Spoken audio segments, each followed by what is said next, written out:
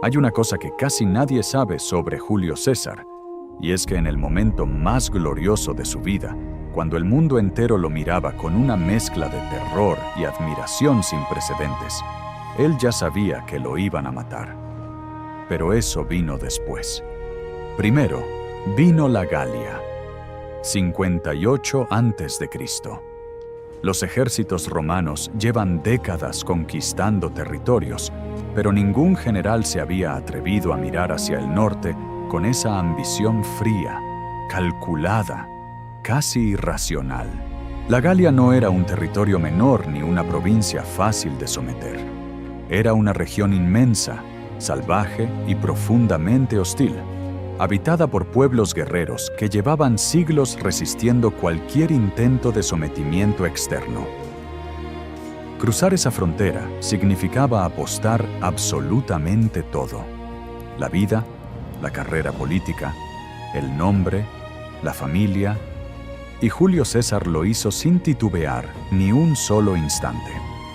La pregunta que nadie se hace con suficiente profundidad es ¿por qué?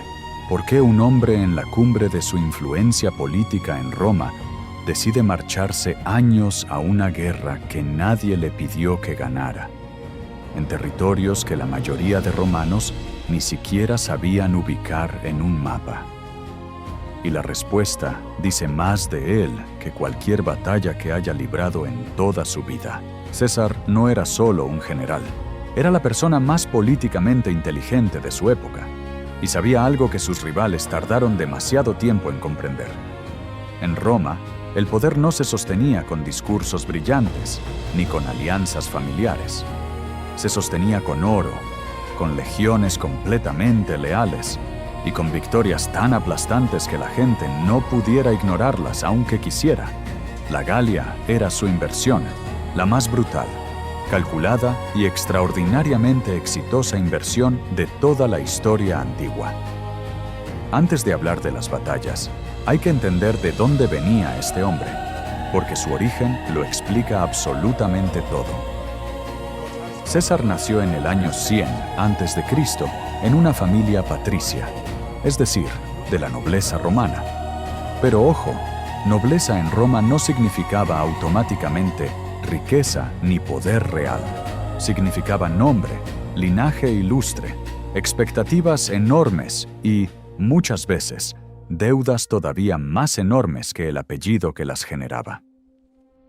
César creció con esa combinación explosiva: un apellido que abría puertas y unos bolsillos que no alcanzaban para mantenerlas abiertas. Lo que sí tenía desde joven era algo que no se compra ni se hereda: una inteligencia para leer a las personas que rozaba lo sobrenatural. Desde muy temprano entendió que la política romana era un juego permanente de alianzas, favores y traiciones, y que para sobrevivir en ese juego había que ser tres cosas al mismo tiempo: generoso con los que te necesitan, absolutamente implacable con los que te amenazan, y encantador sin esfuerzo aparente con todos los demás. Y funcionó. A los 30 y tantos años ya era una figura reconocida y respetada en Roma. Cónsul, aliado del poderoso Craso y del temido Pompeyo, parte del llamado Primer Triunvirato, ese acuerdo informal entre tres hombres que básicamente controlaban la República sin que nadie pudiera hacer nada al respecto. Pero los acuerdos informales tienen una fecha de caducidad inevitable, y César lo sabía mejor que nadie. Necesitaba algo que lo separara definitivamente de los otros dos, algo que lo hiciera no solo influyente, sino irreemplazable. Y encontró la Galia. Si te suscribes al canal ahora mismo, es porque lo que viene en los próximos minutos es exactamente lo que los libros de historia raramente cuentan: la parte que se queda fuera de los resúmenes escolares, la parte que te hace entender por qué este hombre sigue siendo completamente relevante más de 2000 años después de su muerte. La campaña de la Galia duró 8 años. 8 años enteros de inviernos brutales y despiadados, de traiciones inesperadas por parte de pueblos que juraban lealtad y luego atacaban por la espalda, de victorias que parecían imposibles sobre el papel y de derrotas que casi terminaron con todo lo que César había construido. Y él lo documentó absolutamente todo en sus propias palabras, en los comentarios sobre la Guerra de la Galia, uno de los textos militares más estudiados y admirados de la historia universal, lo cual ya dice algo profundamente revelador de él. No solo ganaba batallas, las escribía, las convertía en narrativa, en propaganda calculada, en historia que él mismo controlaba. Entendía el poder de la palabra tan bien como el del acero, y esa combinación era devastadora. El primer gran enfrentamiento llegó contra los helvecios, un pueblo que intentaba emigrar masivamente a través de territorio aliado de Roma. César los bloqueó con una rapidez que dejó atónitos a sus propios oficiales. Los obligó a retroceder hasta sus territorios de origen. Fue una victoria limpia que le ganó credibilidad inmediata con sus legiones y con el Senado en Roma. Pero lo verdaderamente importante vino después, cuando enfrentó a Ariovisto, el rey germánico que ya controlaba una parte significativa de la Galia y que no tenía ninguna intención de cederla. Sus propios oficiales, según el propio César lo registró, estaban profundamente aterrorizados antes de esa batalla. Corrían rumores entre las filas sobre la ferocidad sobrehumana de los guerreros germánicos, sobre su tamaño físico, su resistencia al dolor, su indiferencia absoluta ante la muerte. Algunos soldados romanos llegaron a hacer sus testamentos antes de que comenzara el enfrentamiento, convencidos de que no regresarían. César convocó entonces a sus tribunos y centuriones y les dijo algo que quedó registrado para siempre en los anales militares.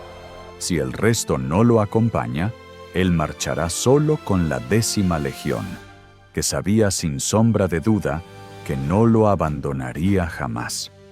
Esa frase sola casi desencadenó la batalla antes de que empezara, porque ningún soldado romano podía permitirse que su general lo avergonzara quedándose atrás mientras él avanzaba.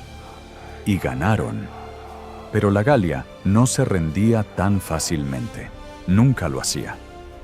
Los años siguientes fueron una espiral interminable de conflictos que se encadenaban uno con otro, sin descanso real.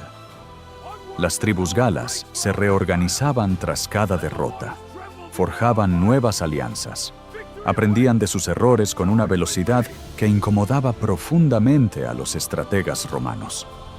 César respondía con una velocidad de movimiento que dejaba a sus enemigos sin tiempo suficiente para reaccionar. Era conocido en todo el mundo mediterráneo por mover a sus legiones a una velocidad que parecía físicamente incompatible con el tamaño de un ejército romano completo. Mientras sus rivales calculaban cuándo atacar y cómo organizarse, él ya estaba ahí. Ya había cortado sus líneas de suministro, ya controlaba el terreno elevado. Durante esos años también cruzó el Rin hacia Germania, algo que ningún general romano había hecho antes. Construyó un puente colosal sobre el río en apenas 10 días. Cruzó con sus legiones, demostró que Roma podía llegar a cualquier parte, y luego destruyó el puente al regresar. El mensaje era tan simbólico como brutal. Podemos entrar cuando queramos, y nos vamos cuando nosotros decidamos. También cruzó al otro lado del canal y llegó a la isla de Britania, territorio completamente desconocido para Roma. No la conquistó en ese momento. Eso vendría décadas después con otros generales, pero el solo hecho de poner pie ahí amplió en la imaginación de todos los romanos lo que significaba el nombre de César. Y entonces llegó el momento que lo cambió todo. El momento que está a punto de cambiarte la perspectiva sobre lo que significa realmente ganar una guerra imposible. 52 a.C. Toda la Galia estalla simultáneamente. No una tribu, no dos, no una región concreta. Casi la totalidad de los pueblos galos se levantan al mismo tiempo en una rebelión coordinada que nadie en Roma esperaba con esa magnitud. Y al frente de esa rebelión unificada aparece un nombre que todavía resuena con fuerza en la historia europea: Vercingetorix. Joven, carismático, estratégicamente brillante de una forma que sorprendió incluso a quienes lo subestimaron. El líder galo que entendió algo fundamental que ninguno de sus predecesores había logrado comprender con suficiente claridad: que la única forma real de vencer a César no era enfrentarlo directamente en campo abierto, donde las legiones romanas eran prácticamente invencibles. La estrategia era tierra quemada: destruir los propios pueblos y cosechas galas antes de que Roma pudiera aprovecharse de ellos. Privar a las legiones de suministros, desgastar lentamente al ejército más disciplinado del mundo mediterráneo hasta que el frío, el hambre y el agotamiento hicieran lo que las lanzas galas no podían. La táctica funcionó durante meses enteros.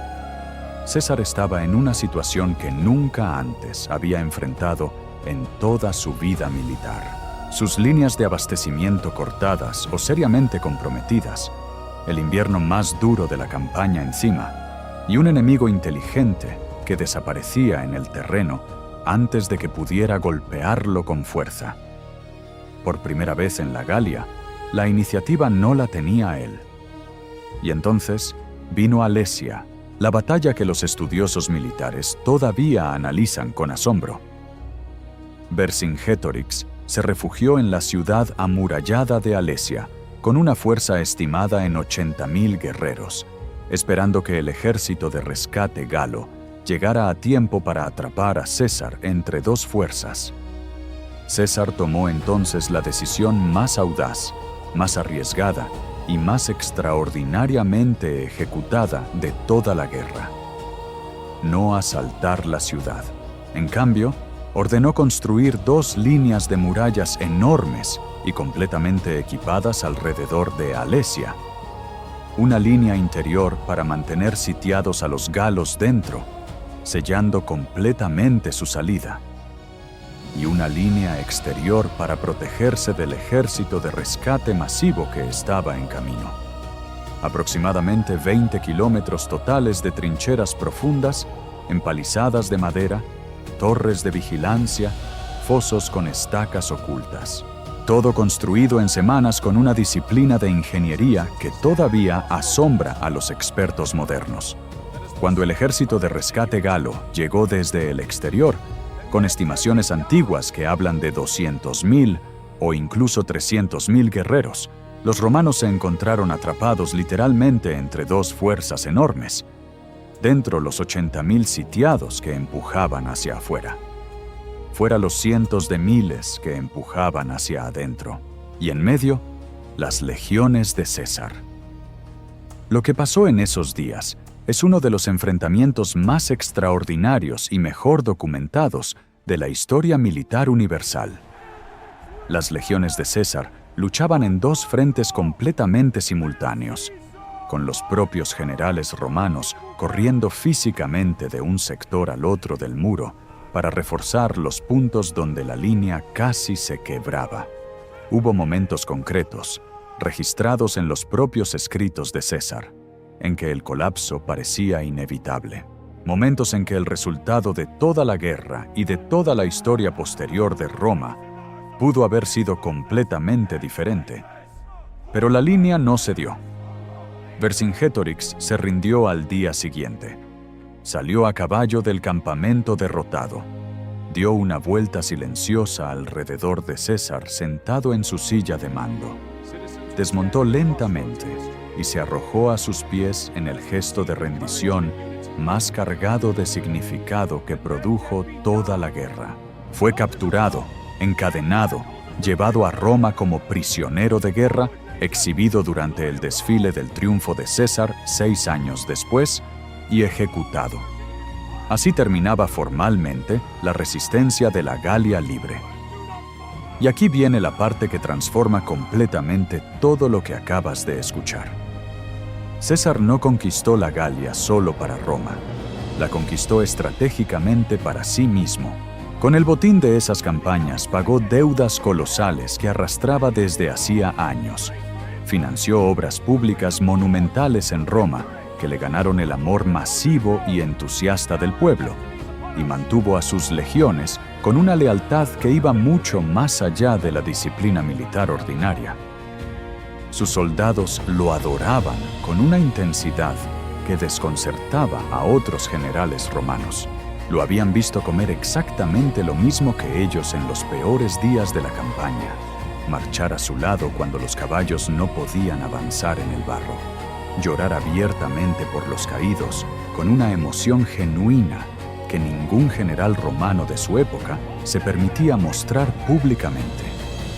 8 años de guerra habían creado algo que el Senado de Roma no podía comprar con dinero, destruir con decretos, ni desarticular con maniobras políticas. Un ejército que respondía a un hombre concreto, no a una institución abstracta. Eso asustaba profundamente a muchos en Roma, y con toda la razón del mundo. El Senado, liderado por sus enemigos más encarnizados y por un Pompeyo que ya no era su aliado, sino su rival directo, le envió una orden clara. Disuelve tus legiones antes de cruzar la frontera. Regresa a Roma como ciudadano privado. Rinde cuentas de tus acciones ante las instituciones de la República. César estaba en el extremo norte de Italia, exactamente en la frontera invisible que separaba su provincia de la Italia propiamente romana. Un río pequeño, casi ridículamente insignificante en su tamaño físico, marcaba esa frontera. El Rubicón. Cruzarlo con un ejército armado y bajo sus estandartes militares era traición declarada a la República. Era guerra civil abierta.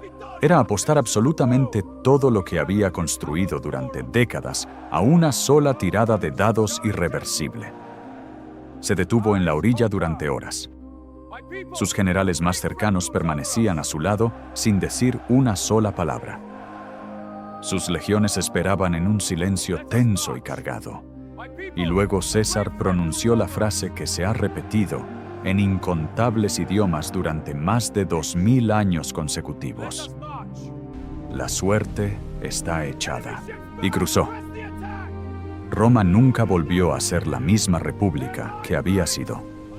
Pompeyo huyó de Roma antes incluso de que César llegara a las murallas de la ciudad. El Senado entró en un pánico absoluto y desorganizado. En menos de 2 meses, sin librar una sola batalla importante en suelo italiano, César controlaba la capital del mundo conocido. La velocidad de su avance fue tan aplastante y psicológicamente devastadora que sus rivales simplemente no tuvieron tiempo material de organizar una resistencia coherente. Los que podían huir, huyeron. Los que no podían, negociaron.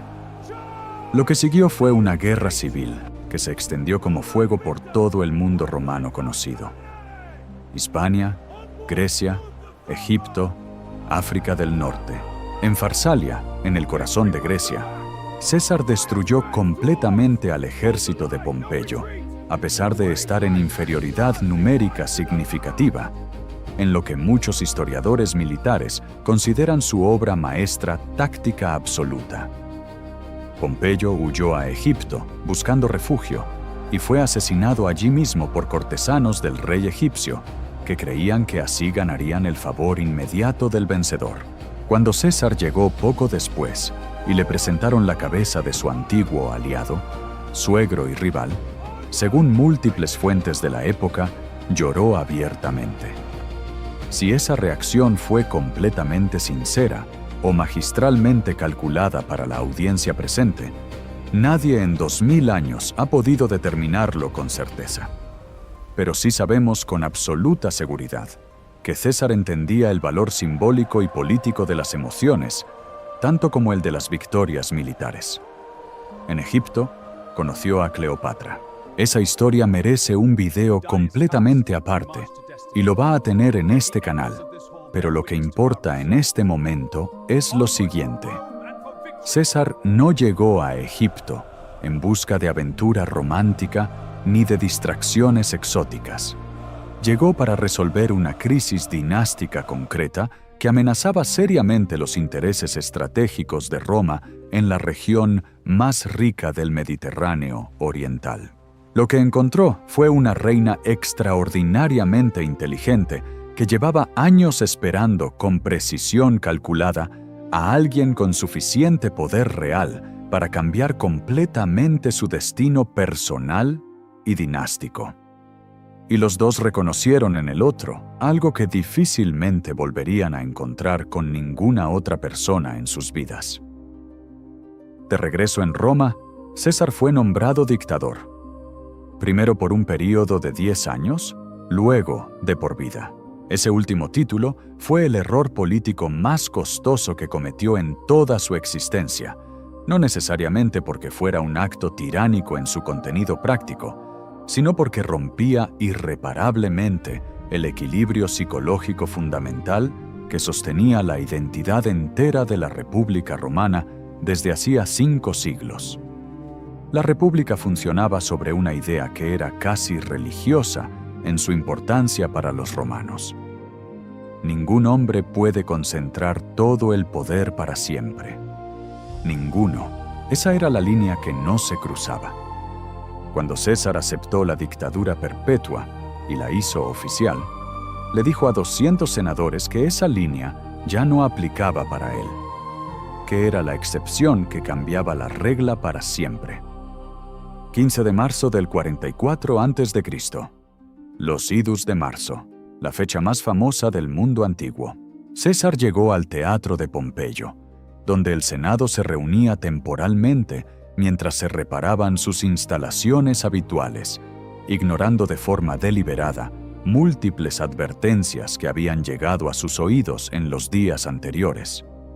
Su esposa Calpurnia le había suplicado esa misma mañana con lágrimas que no fuera, que había tenido sueños terribles, que algo estaba mal en el ambiente de la ciudad. Un adivino llamado Espurina le había advertido personalmente semanas antes con palabras que quedaron grabadas en la historia de Roma.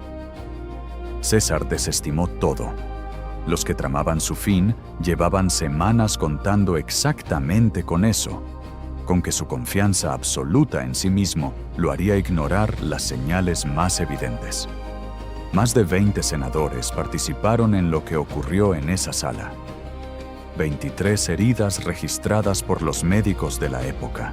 La figura que cruzó el Rubicón, que construyó el doble muro en Alesia, que hizo temblar a la República entera con una sola orden, cayó al pie de la estatua del propio Pompeyo, su antiguo aliado y eterno rival, como si hasta la historia quisiera añadir una última ironía perfecta al final. Pero aquí está la ironía más brutal, más completa y más definitiva de toda esta historia extraordinaria. César ganó después de muerto.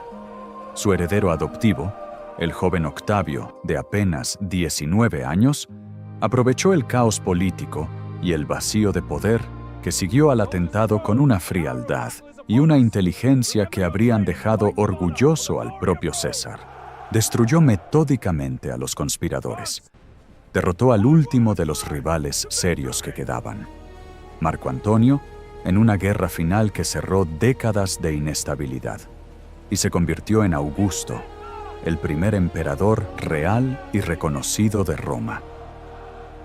Todo lo que el Senado quiso evitar desesperadamente matando a César se hizo realidad de todas formas, pero multiplicado por 100. El Senado no mató la idea cuando mató al hombre, solo retrasó lo inevitable por unos años y convirtió a César en el mártir que sus asesinos nunca quisieron crear. La pregunta que queda flotando al final de esta historia, la que no tiene una respuesta limpia ni un consenso claro después de 2000 años de debate, es esta. ¿César quería ser rey? ¿O simplemente era el único hombre de su época que veía con suficiente claridad ¿Que Roma ya no podía seguir siendo una república funcional? ¿Que el sistema se estaba desintegrando desde adentro con o sin él? ¿Era ambición personal desmedida lo que lo movía? ¿O era una lucidez política extraordinaria sobre el destino inevitable de una institución que había sobrevivido varios siglos, pero que ya no podía sostenerse? Porque hay una diferencia enorme y filosóficamente importante entre querer el poder para uno mismo a cualquier costo y entender con certeza que sin concentrar ese poder en algún punto, el sistema entero colapsa de todas formas, pero de forma mucho más caótica y sangrienta. César veía eso. Sus asesinos no quisieron verlo. Y la historia le dio la razón a él 20 años después de su muerte, exactamente como él habría predicho. Esa pregunta lleva más de 2000 años sin respuesta definitiva y completamente satisfactoria. Y quizás eso es exactamente, con precisión perfecta, por qué Julio César sigue siendo la figura que es. No porque haya ganado todas sus guerras sin excepción, no porque fuera infalible en sus decisiones, sino porque hasta hoy, en el siglo XXI, nadie se pone completamente de acuerdo en si tenía razón. Y los hombres sobre los que nadie se pone de acuerdo son exactamente los únicos que nunca desaparecen de la memoria colectiva de la humanidad.